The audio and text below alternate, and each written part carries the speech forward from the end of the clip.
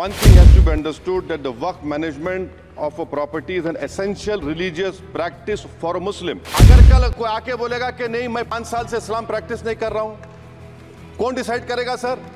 और एक new convert है, does he have to wait for 5? ये जो आप बिल ला रहे हैं, आप देश को बांटने का काम कर रहे हैं, जोड़ने का काम नहीं कर रहे हैं। आप दुश्मन हैं मुसलमानों के, उसका सबूत ये बिल है। इस तरह की गोलमोल बात आप नहीं कर सकते हो।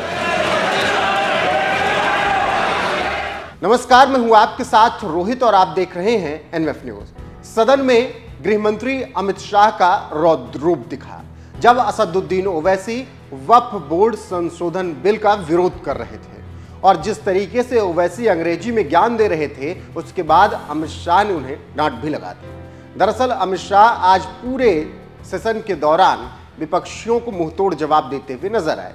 आपको बता दें कि किरेन रिजिजू ने सबसे पहले वक्फ बोर्ड संशोधन बिल पेश किया, जिसके बाद विपक्ष ने हंगामा काट दिया और उसी पर बोलने के लिए खड़े हुए हैदराबाद से सांसद असदुद्दीन ओवैसी, और इसके बाद फिर अमित शाह ने उन्हें करारा जवाब दिया, क्योंकि ओवैसी ने कहा कि आप मुसलमानों के दुश्मन हैं।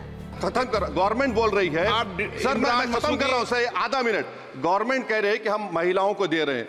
मुझे यकीन है कि आप बिल्किस बानो को और ज़किया जाफरी को मेंबर बनाएंगे, मुझे यकीन है। मैं आपसे जानना चाह रहा हूं सर कि ये जो आप बिल ला रहे हैं, आप देश को बांटने का काम कर रहे हैं, जोड़ने का काम नहीं कर रहे हैं। आप दुश्मन हैं मुसलमानों के, उसका तो सुना आपने किस तरीके से एआईएमआईएम के अध्यक्ष और सांसद असदुद्दीन ओवैसी वक्फ बोर्ड संशोधन बिल पर सरकार को घेर रहे थे और ये बताने की कोशिश कर रहे थे कि मोदी शाह मुसलमानों के दुश्मन, जिसके बाद अमित शाह ने करारा जवाब दिया।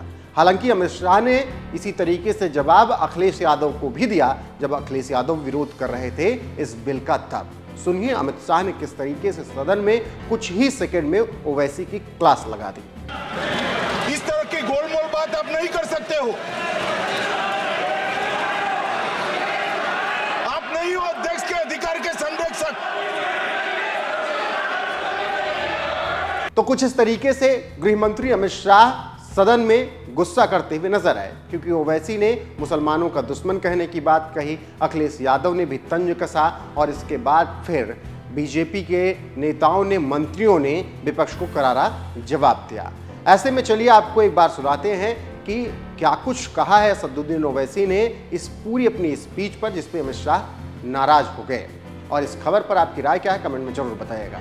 गवर्नमेंट कह रहे हैं कि हम महिलाओं को दे रहे हैं। मुझे यकीन है कि आप बिल्किस बानो को और ज़किया जाफरी को मेंबर बनाएंगे, मुझे यकीन है।